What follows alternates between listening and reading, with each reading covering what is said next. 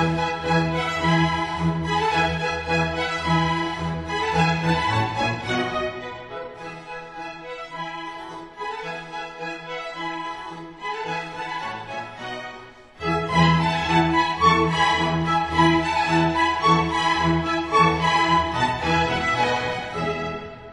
morning, everyone.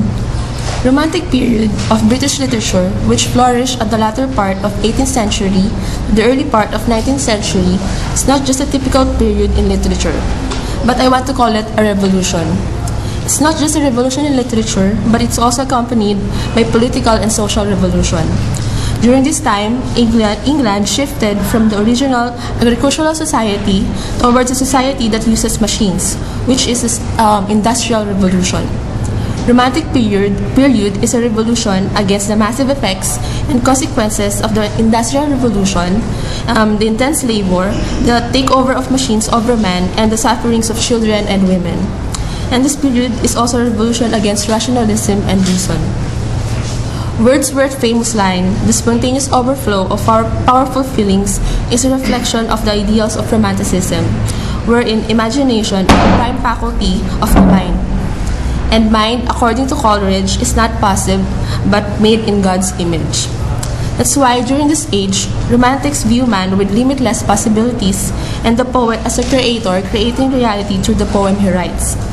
Through the publication of Lyrical Ballads of Wordsworth and Coleridge, a new phase of poetry was seen. Situations from common life, the elevation of nature as another face of God, and the supernatural and strangeness of beauty are among the subjects of literature of this period. Romantic poets presented the ordinary as something new, a childlike wonder, like seeing the nature and the ordinary for the first time. This and a lot more can be found in poetry of the Romantics, Coleridge, Keats, Shelley, and the person that we will discuss this afternoon, Wordsworth, whose library is not just filled with books, but a large library filled with trees and mountains, the nature.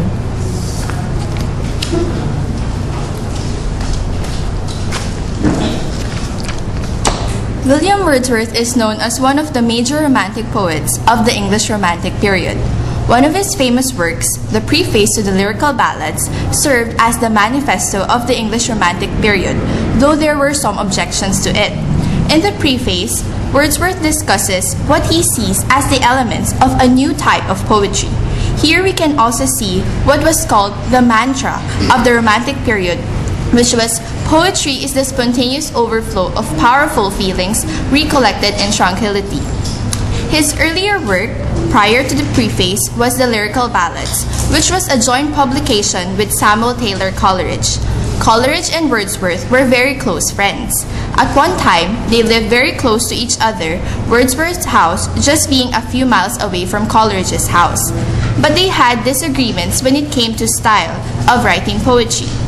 Wordsworth preferred writing poetry with the language of real men, while Coleridge believed that poetry still had to use more artful and artistic language which could not be identical with common language.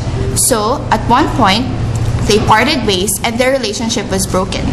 When Wordsworth was 73 years old, he was offered the position of Poet Laureate, which was an honorable position. At first, he refused because he was already too old, but then the Prime Minister at that time assured him that "you shall have nothing required of you." So, he accepted the position, and Wordsworth was the only Poet Laureate who did not produce any official poetry during his appointment. Wordsworth's magnum opus is generally considered to be the Prelude, which was published posthumously. Before Wordsworth died, he was able to patch things up with Coleridge and became friends again, and the Prelude was generally known as the poem to Coleridge. Wordsworth lived up to an old age, unlike the other Romantics such as Shelley, Byron, and Keats, and this made his poetry, in some critics' point of view, philosophical and celebratory. And that's just a preview of the life of William Wordsworth.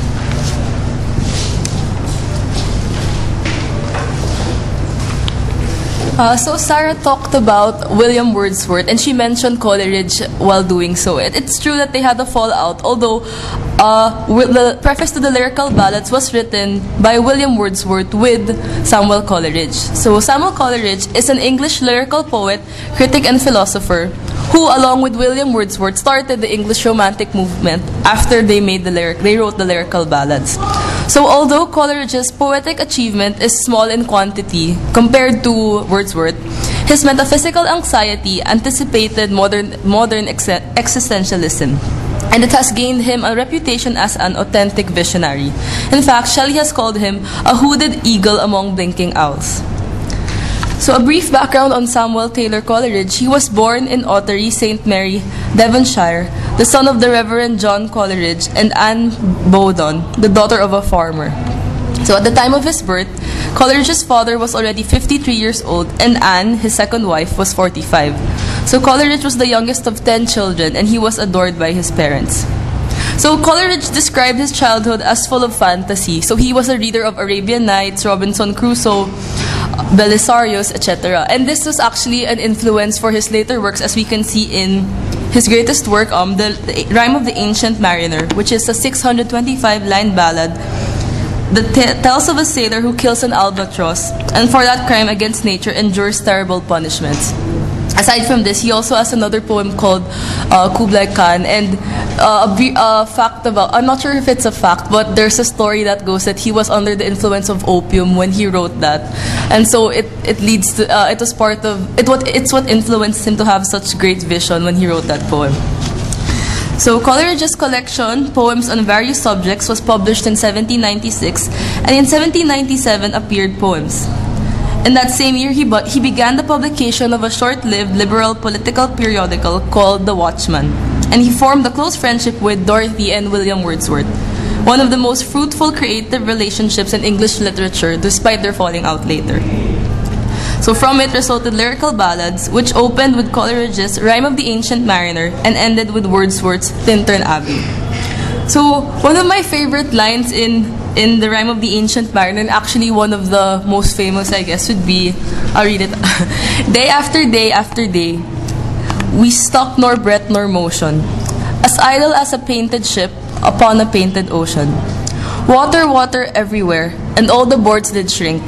Water, water everywhere, nor any drop to drink.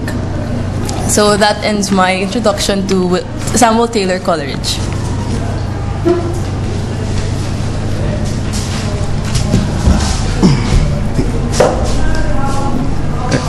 The great beauty of poetry is that it makes everything, every place interesting.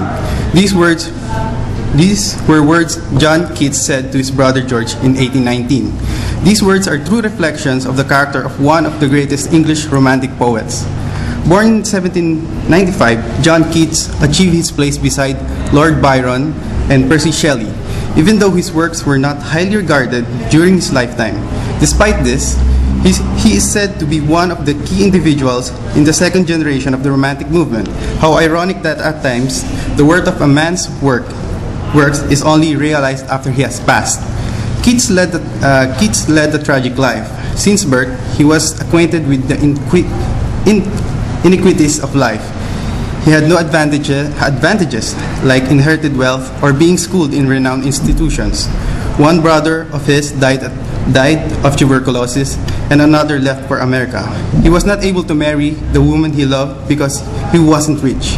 However, heartache and adversities did not raise his zealous commitment to poetry.